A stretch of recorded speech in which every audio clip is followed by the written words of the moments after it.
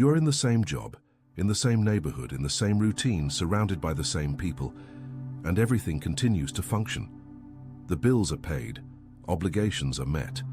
No one looks at your life from the outside and sees anything wrong.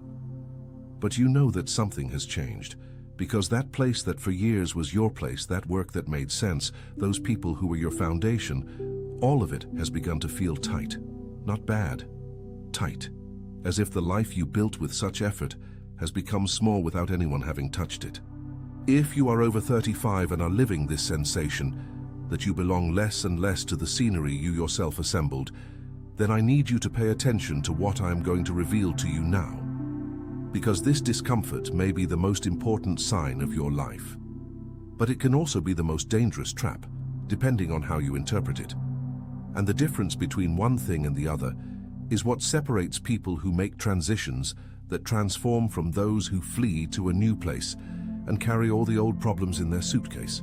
Stay with me until the end, because in the last part of this video, I'm going to give you the exact criterion, biblical and psychological, to distinguish when the call is to depart and when it is to be transformed where you are. Mistaking this distinction can cost you years. Let's start with something you may have never heard explained this way. There is a phenomenon documented in adult developmental psychology called environmental desynchronization. Researchers from CIBRE, in partnership with the Brazilian Institute of Geography and Statistics, IBGE, published data showing that a growing number of Brazilians over 35 report a persistent sense of misalignment with their professional environment, not due to conflict, not due to crisis, but due to an internal change that made the external seem incompatible.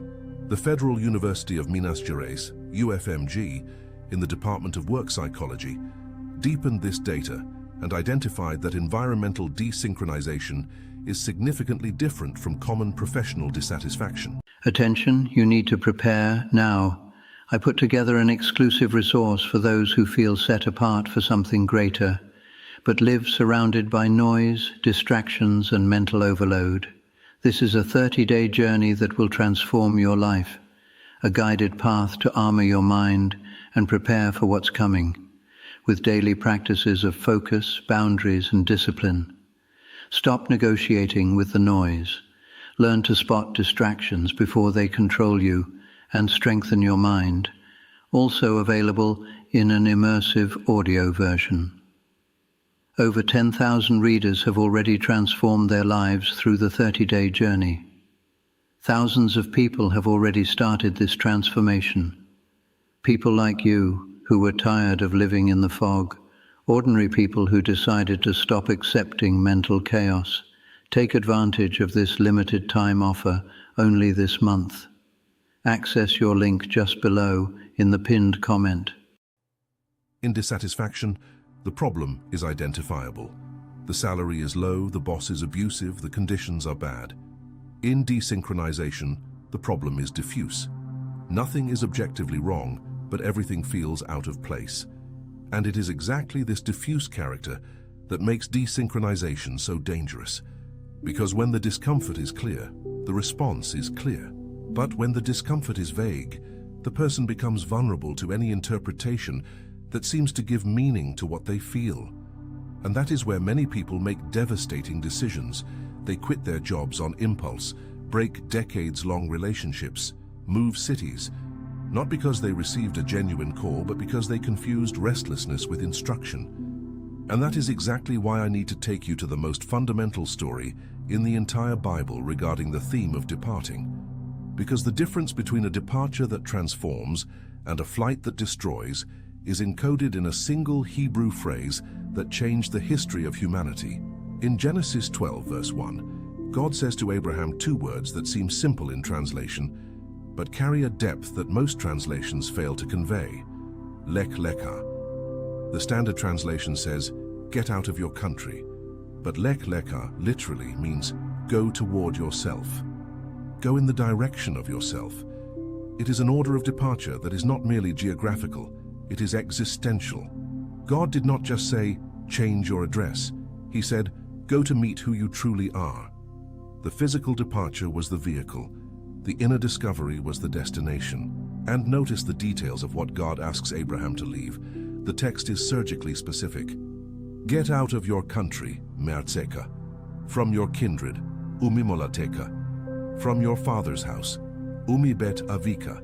These are 3 layers of belonging in increasing order of intimacy.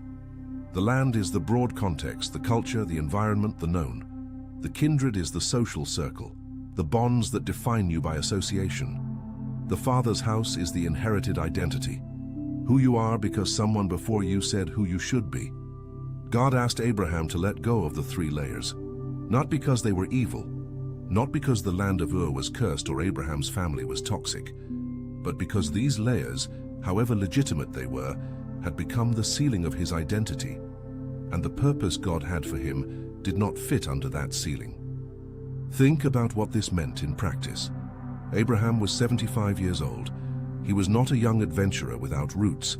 He was an established man with assets, with a name, with social standing. And God said, "Leave everything. Go to a land that I will show you." Notice, that I will show you, not that I have already shown you. Abraham did not receive the destination before departing. He received the order to depart and the promise that the destination would be revealed on the way. This changes everything, because it means that Abraham's departure was not based on complete information, it was based on trust. He did not know where he was going. He knew from whom the instruction came, and that was enough. Now I need to place a counterweight here, because if Abraham's story were the only lens, the conclusion would be simple. When you feel discomfort, leave. But the Bible is much more honest than that. And to understand the real complexity of discernment between departing and staying, I need to introduce you to someone who made the exact opposite move of Abraham, and was equally right. Ruth was a Moabite, married to an Israelite who died along with his father and brother. Naomi, her mother-in-law, was left a widow and childless in a foreign land. Devastated, she decides to return to Bethlehem and says to her 2 daughters-in-law, "Go, return each of you to her mother's house. Go, remake your lives. I have nothing more to offer." Ruth 1, verse 8. Orpah, the other daughter-in-law, does what any sensible person would do. She weeps, says goodbye, and returns. No one condemns her for it. It was the logical, practical, understandable decision. Returning to Moab meant starting over with family support, in known territory, with real chances of rebuilding. But Ruth does not go. Ruth says one of the most powerful phrases in all of Scripture, "Entreat me not to leave thee, or to return from following after thee. For whither thou goest, I will go, and where thou lodgest, I will lodge. Thy people shall be my people, and thy God my God." Ruth 1, verse 16. The Hebrew word that Ruth uses to describe her decision to stay is davak. Davak means to adhere, to stick, to unite in an inseparable way. It is the same word used in Genesis 2, verse 24, when the text says that a man shall cleave, davak, unto his wife, and they shall be one flesh. Davak is not staying out of inertia. It is not staying because one is afraid to leave. It is staying as an act of radical will, as a decision, as intentional as Abraham's departure. Ruth did not stay because she had no option. She did. Orpah exercised that option. Ruth stayed because she recognized that her purpose was not in Moab, in the safety of the known. It was beside Naomi on the road to Bethlehem, in a direction that by all rational criteria seemed foolish. And here is the lesson that must remain engraved. Abraham departed and was right. Ruth stayed and was right. Obedience is not synonymous with movement. Sometimes obedience is staying when everything screams for you to leave, and sometimes it is leaving when everything begs for you to stay. The criterion is not discomfort. The criterion is discernment. If this content is opening something in your mind, subscribe to this channel now and activate the bell. Because what we do here, video by video, is build discernment, not give ready-made answers. The difference between a channel that tells you what to do and a channel that equips you to decide with wisdom is the difference between dependence and maturity. Subscribe and stay for the second part. Now I need to show you the other side, because I showed you Abraham, who departed rightly, and I showed you Ruth, who stayed rightly. But there is a third character who departed wrongly, and understanding why his departure went wrong is as important as understanding why Abraham's went right. In Genesis 13, Abraham and Lot are together. The flocks of both grew so much that the land could not support them both. A conflict arises between the herdsmen, and Abraham, with a generosity that still impresses me, says to Lot, "Choose. If thou wilt take the left hand, then I will go to the right, or if thou depart to the right hand, then I will go to the left." And Lot looked. The text makes a point of saying how he looked. Verse 10, "And Lot lifted up his eyes and beheld all the plain of Jordan, that it was well watered everywhere, even as the garden of the Lord, like the land of Egypt." Lot chose by appearance, by visible abundance, by the immediate logic of what seemed most prosperous. And where did he go? To the vicinity of Sodom. The text says immediately following in verse 13, "But the men of Sodom were wicked and sinners before the Lord exceedingly." The information is there, one line after Lot's decision, like an editorial alert from the text itself. Lot chose the destination based on what his eyes saw, not on what purpose required, and the result was catastrophic. He lost everything. His family disintegrated. The city was destroyed. His wife turned into a pillar of salt for looking back. Lot was rescued, but he left naked with nothing, living in a cave. His departure did not fail because he left. It failed because the criterion of choice was wrong. And here enters the concept that differentiates Abraham's departure from Lot's departure. In Hebrew, there is the word makom. Makom is translated as place, but in rabbinic tradition, it carries a much denser meaning. Makom is one of the names of God. The place is not just a geographical coordinate, it is a spiritual position. When Jacob wakes up from the dream of the ladder in Genesis 28 and says, "Surely the Lord is in this makom, and I knew it not," he is not talking about GPS. He is talking about a dimension of presence that was there all along, but that he did not perceive. Abraham departed toward the makom that God was going to show. He did not choose the destination. He trusted the process. Lot departed toward the makom that his own eyes chose. And the difference between the two results is the difference between discernment and desire. Abraham asked, "Where are you sending me?" Lot asked, "What looks best for me?" Two completely different questions that lead to completely opposite destinations.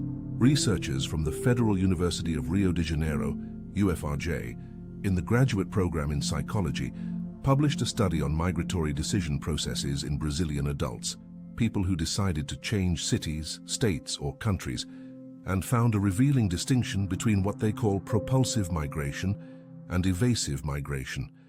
In propulsive migration, the person is moved by something that attracts them, a purpose, a call, a clear vision of what they want to build. In evasive migration, the person is pushed by something they want to avoid, a pain, a conflict, a dissatisfaction that has become unbearable.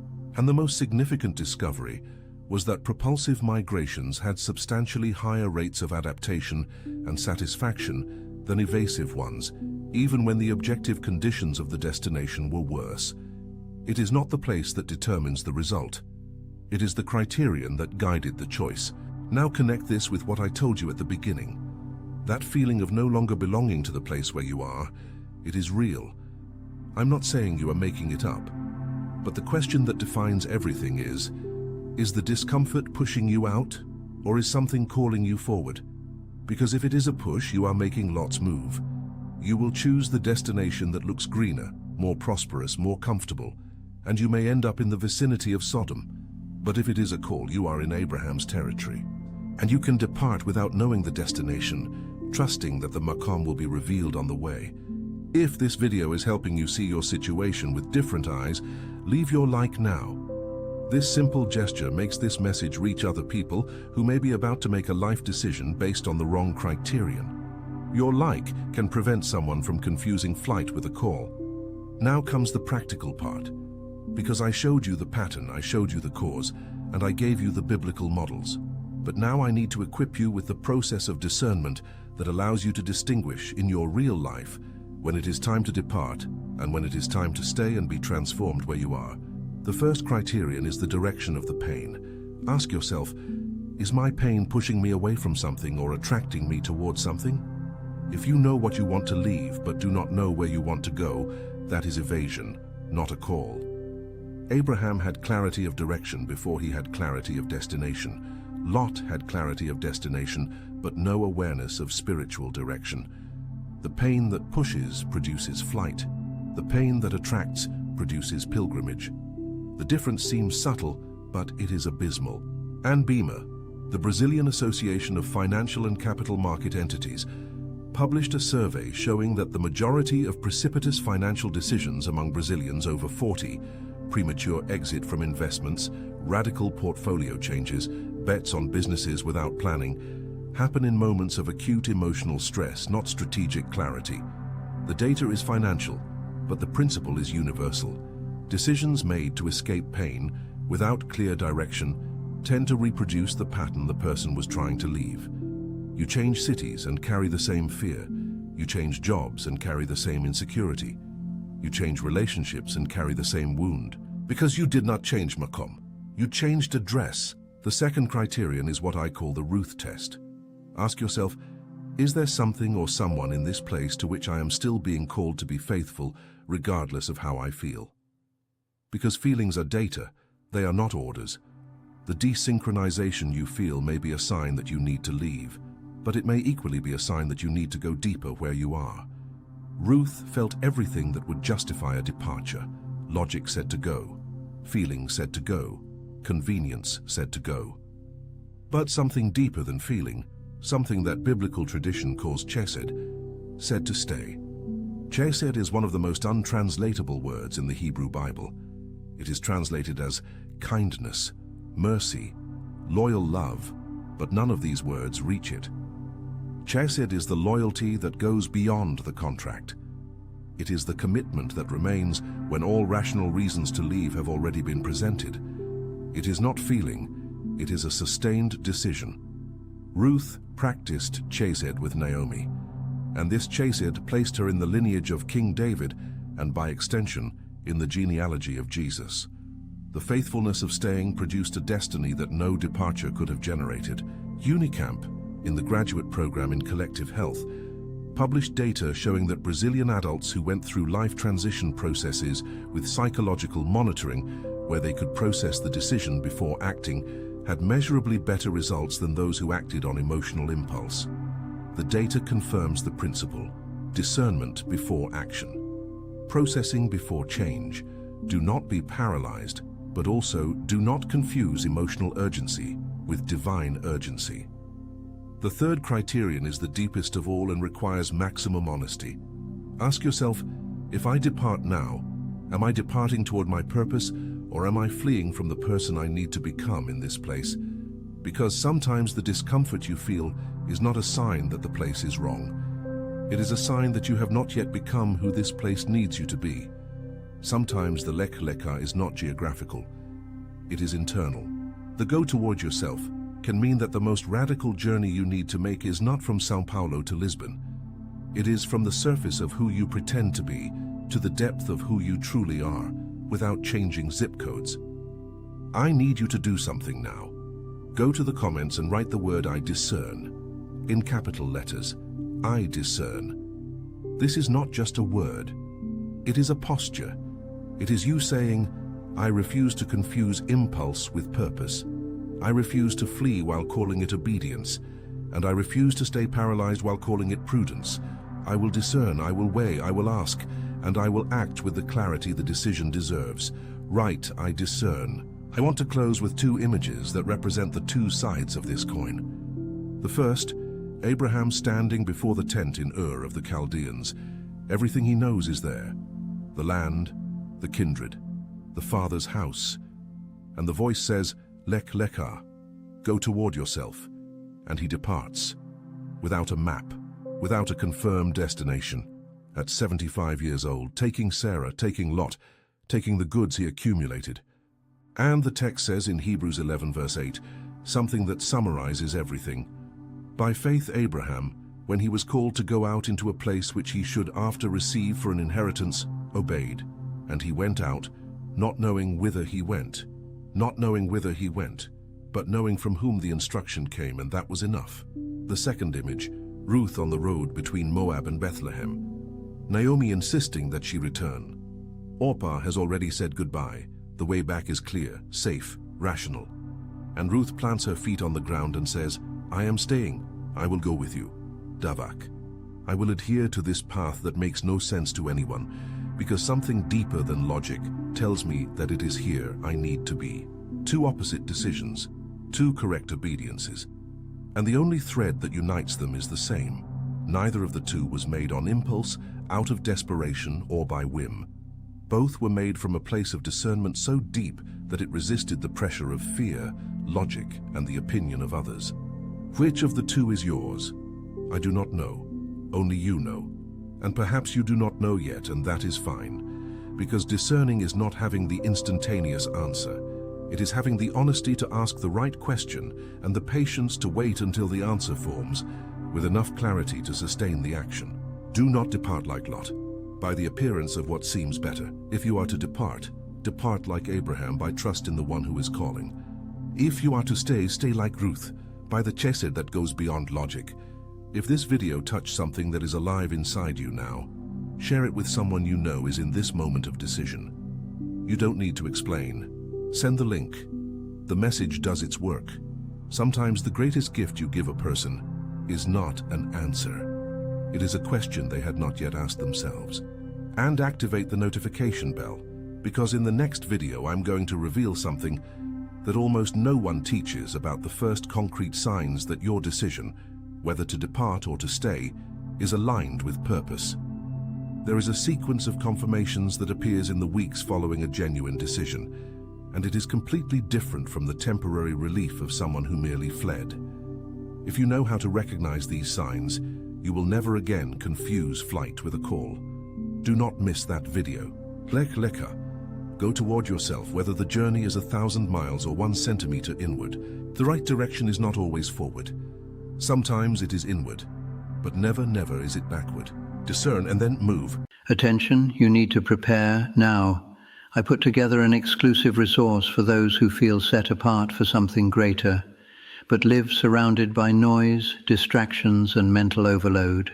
This is a 30-day journey that will transform your life, a guided path to armor your mind and prepare for what's coming, with daily practices of focus, boundaries, and discipline. Stop negotiating with the noise. Learn to spot distractions before they control you, and strengthen your mind, also available in an immersive audio version. Over 10,000 readers have already transformed their lives through the 30-day journey. Thousands of people have already started this transformation. People like you, who were tired of living in the fog, ordinary people who decided to stop accepting mental chaos. Take advantage of this limited time offer only this month. Access your link just below in the pinned comment.